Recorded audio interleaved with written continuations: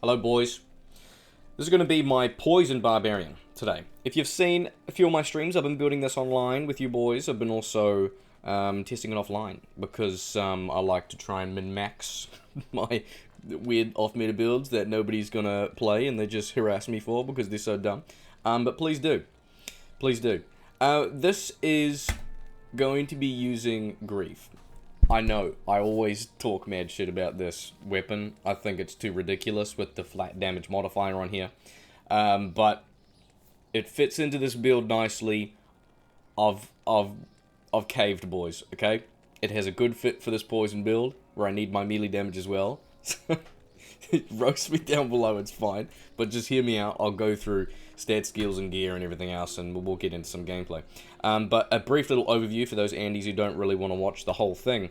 We're maxing poison damage, small charms, and then we have a whole bunch of open wounds from here, from, you know, Deadly Strike on this, poison damage from Trangs, Bramble for poison damage, High Lords, String of Ears, Dual Leech, Ravens, we got Plague, 12 lower res proc, also minus poison res, open wounds, and then we have Grief for minus poison, Venom on striking so we don't need to switch out, a little bit of Demon Limb extra on the side, more physical damage from the Mercenary, Might and Pride so we can focus everything on poison. There we go. So, stats first, boys.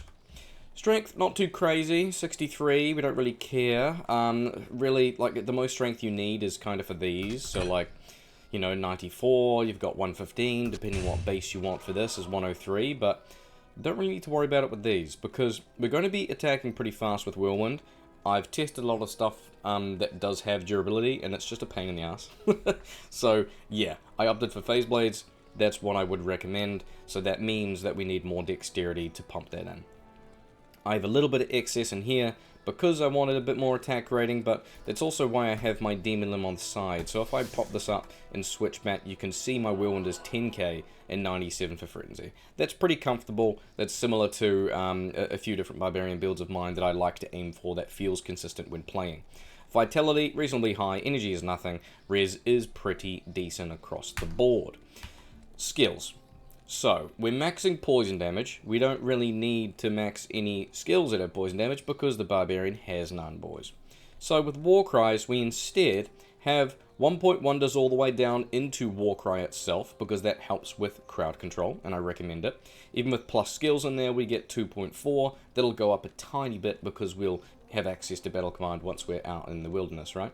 We've got Battle Orders maxed to 20. We have excess points into Find Potion and Find Item because I could do. That's up to you and where you want to put them at the end. Now, here's the rest of the stuff. We're using Phase Blades, so we have Blade Mastery maxed out. You could see that.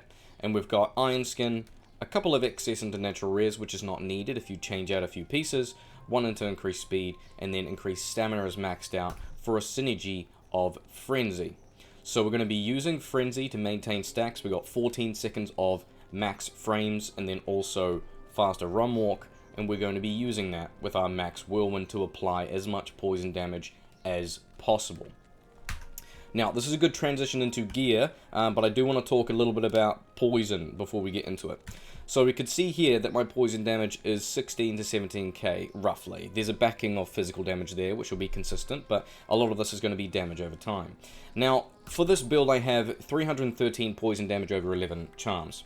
I had issues with my hero editor, so I couldn't actually make the 313 flat.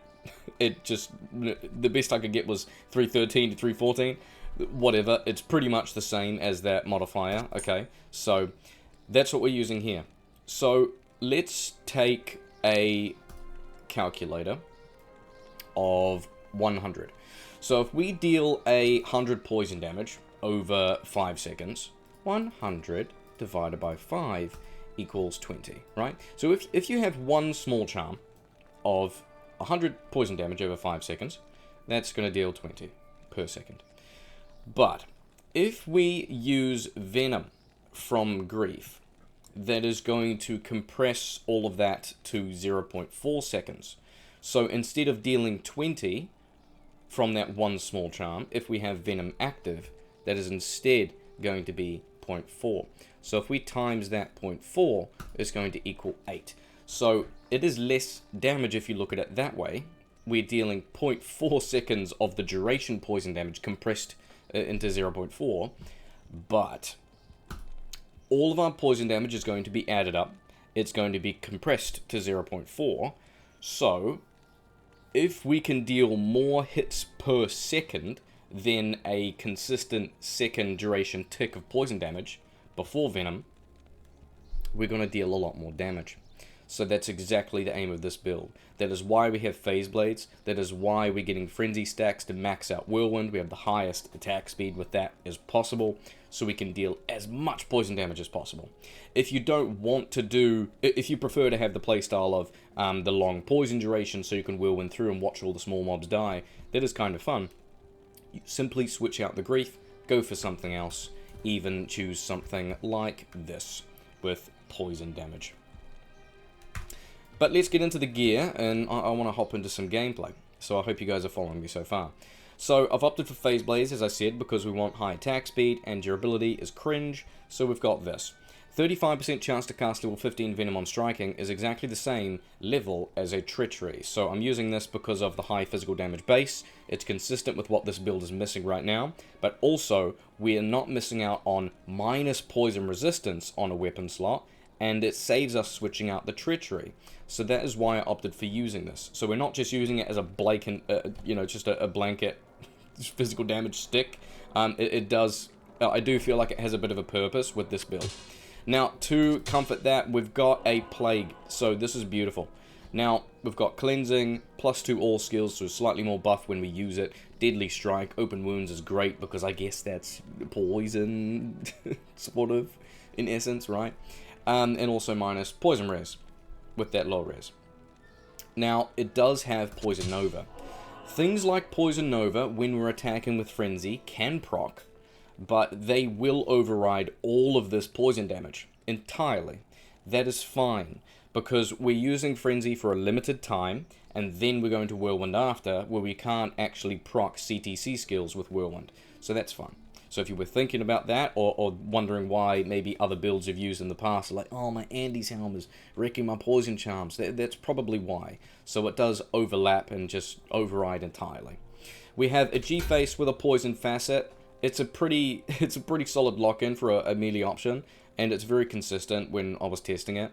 Another amazing option for a helm is the Ariats. It helps us round off the resistances a bit more. You can respec and get points out of your natural res if you have that too, except we're just missing the Crushing Blow. So those are the two lock-ins I would recommend. The only one other crazy alternate would be something that is minimum +2 barb skills, 2 sockets, maybe a visionary mod on the helm. That would be crazy, so we can have access to 2 sockets on there, good attack speed, and whatever we need to solidify that. But we'll settle for the G-Face for now. The rest we have High Lords for Deadly Strike, attack speed.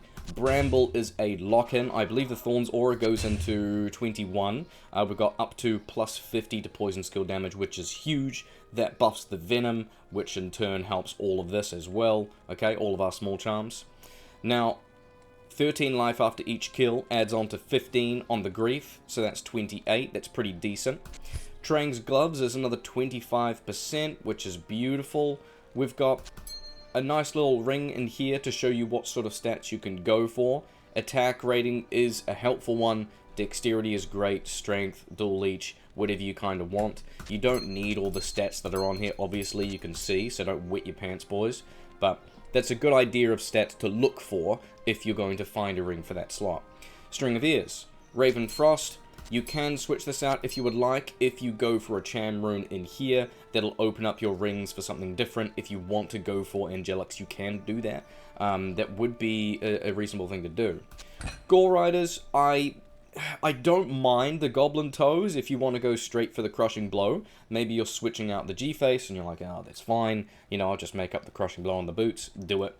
But the run speed, the open wounds, I just wanted that and it felt a lot more consistent. Now, small charms are all 313s, okay? You can just stack a whole bunch of 100 poison damage small charms, and they work very well. I've covered a build on that in the past, and they're very cheap. People don't really pick them up or sell them too often, you know? So keep a lookout for those. but you might find a few 313s along the way. Even a 175 large time is kind of cute as well. Annihilus, we have a Hellfire Torch, and I've picked up a Rotting Fissure because we would like to, but we can always switch that out in places we don't need because we have lower res on the weapon. Now, Mercenary is going to help us amp up the rest of our physical damage, which we need, because that's quite important. So we're leaning very heavily into poison damage, so with these two weapons with their reasonable enhanced damage on their runeword rolls, we have Pride, Concentration to buff that up, along with the Might Aura. So we have Hymn of Fortitude so we can hold his own. That's important when using Pride because that has low ED in itself. And then here, with his Andes, is a comfortable lock-in for that. So, where should we start? Let's go on to player 1, hey boys, and we'll go to Frigid Highlands.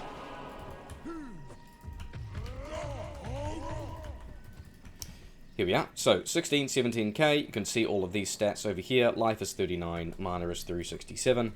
So, I can whirlwind through just like this, and we can watch them die over time.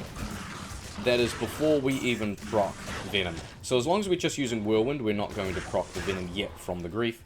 That's totally fine. We deal enough physical damage already with this Mercenary and these weapons, particularly the Grief, in P1.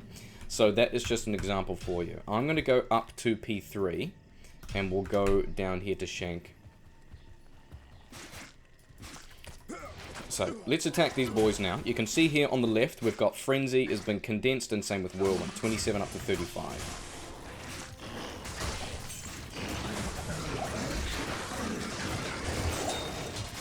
So the shorter little triangle is best. Stay nice and close within your Whirlwind so you can keep applying more hits per second, rather than a large swipe across the screen like a Beyblade, okay? So all of our damage is condensed to 0.4, so we want to be hitting more than, you know, if we can hit more than 2 times in 1 second against a mob, then we're doing more than the effective duration per second, right?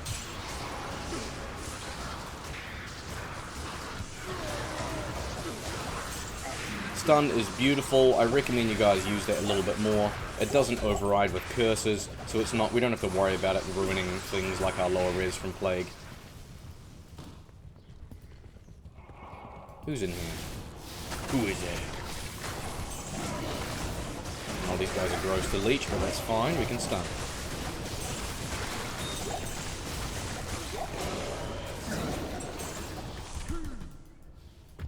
Very nice.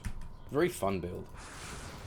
I might even reset at the end of this and show you without the Grief and switch that out, because I did enjoy farming through with this and building it on ladder before I even had Venom on like Treachery or anything.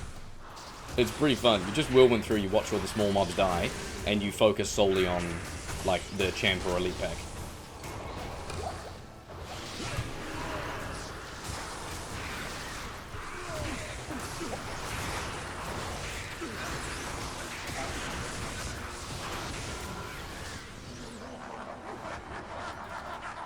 Here we go. I guess we're doing Bale now at P3.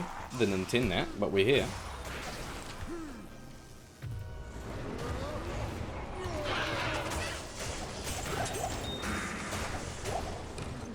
Nice, pretty good. Well, let's have a squiz at the stats then, since in between waves. We've got life steal is at 18, PDR is 15, only 20 cast rate, but that doesn't matter, because that's from your trans gloves. So you can put Enigma on here if you'd want to. I would definitely prefer a Telestaff on Switch so we can maintain that Bramble. That's really important. Is that 50% poison? It's massive, boys. It's huge. And also that Thorn's Aura is pretty nice as well if you're playing in harder areas and particularly upping that play count as well. More incoming damage is going to lead to more damage to them, right? I am overburdened.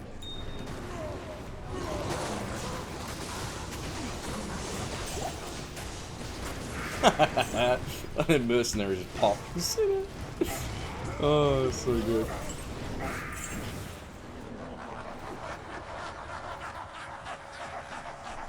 I'll stick around for the next wave, eh? But I do want to show a different area.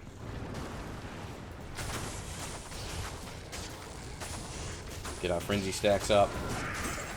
There you go, there's the Nova, but we don't need to worry about it, because as soon as we Whirlwind through, that Nova is overridden, and it also only lasts for a maximum 2 seconds with Poison Nova. So there's nothing crazy to worry about. If we were adding something like very high duration poison over top to override our poison, that would be really annoying.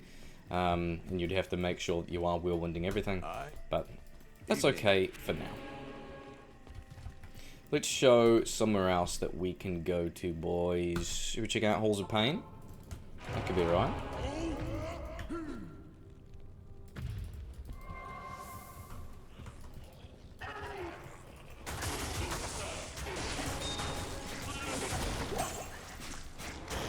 Plays 3 Halls of Pain.